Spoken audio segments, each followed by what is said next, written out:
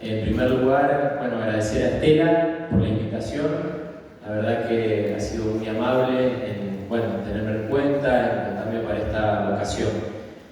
Y a través de ella, a la Junta de Estudios Históricos de Mercedes, ¿no? Bueno, a todas las autoridades y quienes han contribuido para que esto se pueda realizar. Bueno, para comenzar, me gustaría empezar con una pregunta, ¿no? ¿Por qué nos gustan las historias? ¿No? ¿Por qué nos gustan que nos cuenten historias? ¿No? Yo soy padre de una niña que todas las noches, quiere que le cuente un cuento, ¿no? Y que generalmente todas las noches es el mismo cuento, quiere escucharlo o alguna estructura similar. Bueno, en parte creo que es porque a través de esas historias podemos inspirarnos, podemos conocer también, conocernos a nosotros mismos, nuestra naturaleza humana. Y además son historias que muchas veces quedan grabadas, ¿no? en nuestra memoria. Bueno, esas historias, ¿no? Hay que saber contarlas, para empezar. Siempre suelen tener una estructura. Los historiadores, si vamos a nosotros, al tema que nos ocupa, también tenemos que saber contar la historia, ¿no? Porque depende mucho de eso cómo llega ese mensaje. Y esa es la otra pregunta que me gustaría compartir para poder empezar a introducirnos en el tema, ¿no? Bueno, ¿qué es la historia? Porque estamos más habituados al oficio, ¿no? De hacer la historia, de escribirla, de leerla, pero no nos hacemos muchas veces las preguntas más profundas, ¿no? ¿Qué es la historia? ¿Cómo está constituida? ¿Quiénes son sus protagonistas? Entonces, es una pregunta compleja, ¿no? Porque la palabra historia muchas veces denota distintos significados, ¿no? Puede ser, en inglés está más distinguido esto, ¿no? History and stories, ¿no? Nosotros tenemos la misma palabra para designar un relato o el conocimiento histórico más elaborado, ¿no? Entonces, nosotros ahora voy a detenerme brevemente en entender un poco qué es la historia como ciencia. Primero entender esto, ¿no? Que la historia es una ciencia, para luego pasar a la otra vertiente de la historia, de la palabra historia, en nuestro caso, que es lo que sucedió, ¿no? La realidad histórica. Y otra cuestión es el conocimiento que se tiene sobre esa realidad. ¿Bien?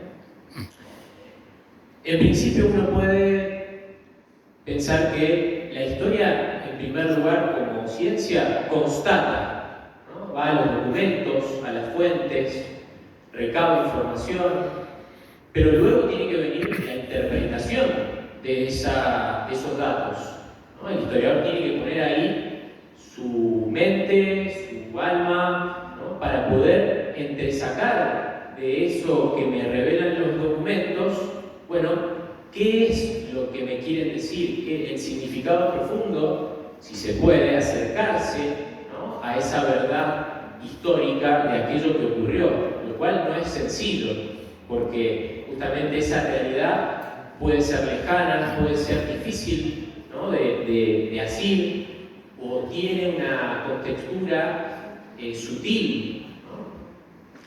Entonces, yo siempre recuerdo un profesor de la facultad que daba testimonio, ¿no? En su compromiso por la búsqueda de la verdad, y en sus investigaciones daba hechos, ¿no? Duros, pero luego venía la interpretación y el compromiso con la verdad, por ejemplo en temas como San Martín, ¿no? Escribe un libro, Díaz Araujo se llama el profesor, el autor, que se llama Don José y los Chatarreros, ¿no? Cómo a través de la historia, de la sucesión, ¿no? Desde su vida hasta la actualidad, han ido surgiendo mitos o ataques a su figura, y él los va, en ese libro, por ejemplo, desmontando uno a uno. ¿Bien? Entonces, en esa interpretación también es interesante entender a través de otro autor, que es un autor que yo he estudiado, en este caso para el doctorado, que es Ortega y Gasset, que además de sostener que la historia es una ciencia, se detiene en pensar cuál es el ser de esa historia, ¿no? Y lo define como un drama, ¿no? La historia es un drama, no al modo de las novelas mexicanas, brasileras, turcas, que son las más recientes, ¿no? Sino el drama en el sentido de que la vida nos ha sido dada y hay que hacer algo con ella, hay que decidir, hay que elegir, ¿no? Hay que, incluso aunque uno no elija, está tomando una posición, ¿no? Entonces, ya vamos a llegar al tema que nos ocupa, ¿no? En este caso, pero esta introducción es necesaria para poder entender que la historia como realidad está constituida por acontecimientos, por hombres que se comprometieron, eligieron un camino, ¿no? Nosotros, de hecho, nuestra vida particular nos ha llevado a estar sentados acá, donde hemos dicho que sí, hemos tomado decisiones para estar aquí y ahora, ¿no? Quizás cada uno tuvo que atravesar distintas encrucijadas para llegar y decir, bueno, puedo, ¿no? La familia. En el caso de la historia nuestra de un país también, bueno, es un drama, si uno la va conociendo desde el siglo XIX, del siglo XX hasta el presente, y me pareció muy interesante lo que decían recién, de que la historia importa, ¿no? La cultura importa, porque es un bien, ¿no? Todos buscamos un bien. En este caso es un bien común que hace a la sociedad conocernos, ¿no? Nuestra identidad, nuestro pasado, porque el saber algo y saberlo como corresponde produce un goce, ¿no? Un goce, un disfrute, porque entiendo algo, lo conozco en sí mismo, no con un fin meramente utilitario, sino estamos acá porque nos gusta, queremos saber más. ¿Bien? Entonces, vamos a otra pregunta, que es, efectivamente, ¿quién hace la historia como realidad? ¿Sí? Sobre esto hay distintas teorías, posiciones, ¿no? Los hombres, los pueblos. Y a mí me pareció también interesante traer a colación otra categoría de análisis, que es la idea de generación, ¿no? Ortega y Gasset propone el método de las generaciones. Ahora, ¿qué es una generación? Una generación es un grupo humano que comparte la edad, principalmente, porque no es lo mismo ser coetáneos que contemporáneos, y que han nacido en un determinado periodo de tiempo, que es alrededor de 15 años, se puede tomar como referencia, y en el cual es interesante porque esas generaciones se van sucediendo. En este espacio hay varias generaciones, ¿no? Y esas generaciones cumplen un rol en la historia y pueden torcer o no, o continuar un legado, ¿bien?, que va moviendo. En este caso, por ejemplo, la historia puede ser desde una familia y sus legados, una ciudad, un país, una provincia, un país, ¿no?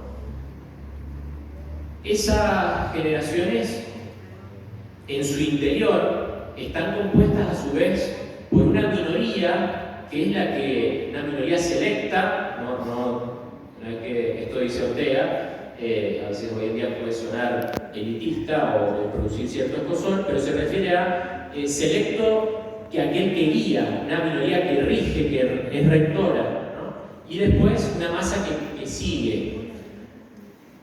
Hay que ver qué ideas propone esa minoría y cómo sigue esa masa. Puede seguirlo de manera automática o entender la causa, ¿no?, que es propuesta para continuar, para seguir. Retengan eso para después poder entender a Pedernera, San Martín, ¿no? Y en el caso de estas generaciones, y entender la historia como un teatro, como un escenario en donde hay una generación que ocupa un lugar central y que está tomando decisiones, pero luego empieza a dejar el escenario, ¿no?, y empieza a ser reemplazada por otra generación que empieza a ocupar su lugar, ¿sí? Puede rechazar lo que hizo la generación anterior, enriquecerla, tratar de conservarlo. Hay generaciones que van saliendo, otras que van entrando en escena y otras que se están preparando para eso, ¿sí? En el caso de Pedernera, de San Martín, ¿sí?, bueno, pertenecieron a dos generaciones. Esta es una cita interesante de Ortega y Gasset, que también habla de cómo, esto lo escribe en 1930, y habla del hombre masa, ¿no? Describe un tipo de hombre que no tiene raíces, no tiene arraigo, porque no conoce su historia. ¿Bien? Bueno, podemos, hoy en día, mucho más ese peligro, ¿no? Ese hombre masa está mucho más desarrollado, ¿no? Y por lo tanto necesitamos pensar, ¿no?, quiénes formamos parte de la sociedad y cómo entendemos nuestro presente. En el caso de San Martín, si uno hace este método de las generaciones y primero se va a cuándo nace, ¿no? Nace en 1778, muere en 1850, ¿sí?, una vida extensa. Pedernera nace 18 años después, pertenece a otra generación, ¿no? Pero sus vidas se encuentran, se entrelazan en un drama. Un drama que es qué hacer con una situación, ¿no?, de forjar una nueva nación, la independencia, la campaña libertadora.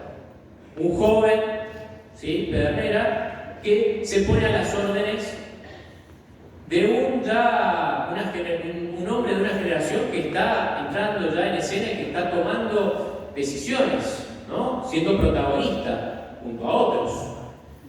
Una generación que tiene que guiar un pueblo a la independencia, ¿no? Entonces, ese es un momento en el cual se encuentran, pero sus vidas después toman otros caminos, cada uno vive distintos acontecimientos, contribuyen. San Martín va dejando la escena, ¿sí?, para morir en 1850, pero Pedernera en esos años tiene que asumir roles, ¿no?, cada vez más importantes. En la Confederación, cuando le toque ser vicepresidente de la Confederación, en la batalla de Pavón, 1961, y luego convertirse en presidente por unos días, su compromiso con San Luis, el fuerte constitucional, ¿sí? Y así su vida se fue llenando de actos, de decisiones, de elecciones, ¿no?, de obras. Y llegamos a 1880, ¿no?, en ese camino que vamos haciendo. Un momento en el cual se decide la repatriación de los restos de San Martín, que muere en Francia, ¿sí?, y tiene su historia, por qué muere en Francia, no nos vamos a detener demasiado en eso, pero Avellaneda decide la repatriación, el presidente Avellaneda, de sus restos, y en ese contexto es cuando aparece un mito, ¿no?, una leyenda. Cuando llegan sus restos, es un mito que circula, sobre todo que reaparece o revive cuando se rememora la muerte de San Martín el 17 de agosto, en diarios, han replicado incluso mandatarios, ¿no?, de distintas escalas. ¿Y qué dice ese mito? ¿No? De que cuando llegan los restos de San Martín al puerto de Buenos Aires, aparecen, ¿sí?, de la nada 7 granaderos con sus vestimentas raídas, ¿no? Y vienen a rendirle homenaje al general y custodiar, ¿sí?, sus restos en féretro hasta la Catedral de Buenos Aires. Otros mitos así aleatorios agregan que se quedan toda la noche haciendo guardia. ¿Bien? Lo cierto es que ni en los registros periodísticos y tampoco los documentos pueden avalar eso. Entonces ahí viene la pregunta. Esto es una historia que efectivamente atrae, ¿no? Nos gusta, porque hay detrás de esa historia inspiración, admiración, ¿no? Pero nosotros tenemos la realidad histórica. Y ahí entra en juego, ¿no? Que no necesitamos de esa leyenda, porque podemos recurrir a la historia, ¿no?, como ciencia que puede iluminar ese acontecimiento y darle, bueno, una interpretación más ajustada a la verdad histórica.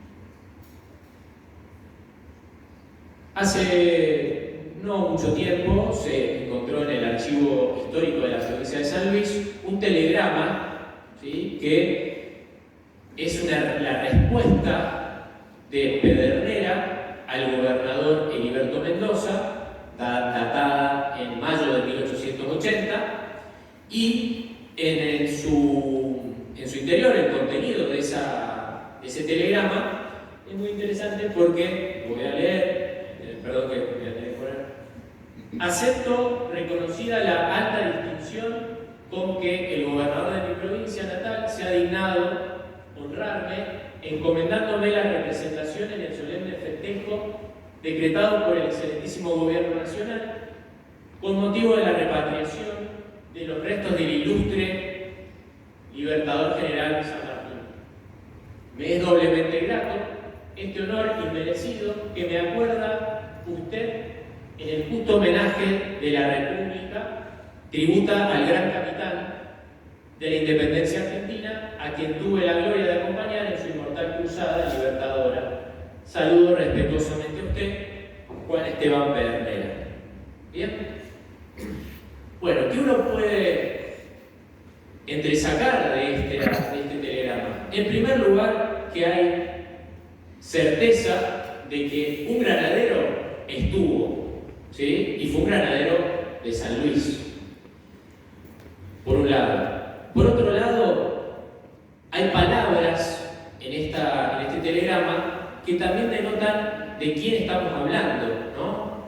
La palabra honor, gloria, ilustre, ¿sí?, y un reconocimiento a una vida, ¿no?, a una vida que individual se entrelazó con lo social y se transformó en una vida histórica, ¿no?, reconocido por otras generaciones ya bastante posteriores, y es reconocido a nivel nacional y provincial. Entonces, fíjense cómo a través de un documento podemos también conocer e inspirarnos, ¿no?, para este presente en una figura que debe ser conocida justamente por las nuevas generaciones, las jóvenes generaciones, en donde no hace falta contarle el cuentito de los granaderos que llegaron traídos, sino alguien de carne y hueso de nuestro pueblo que estuvo ahí, ¿sí?, y que puede seguir iluminando y sirviendo de inspiración al presente y al futuro. Muchas gracias.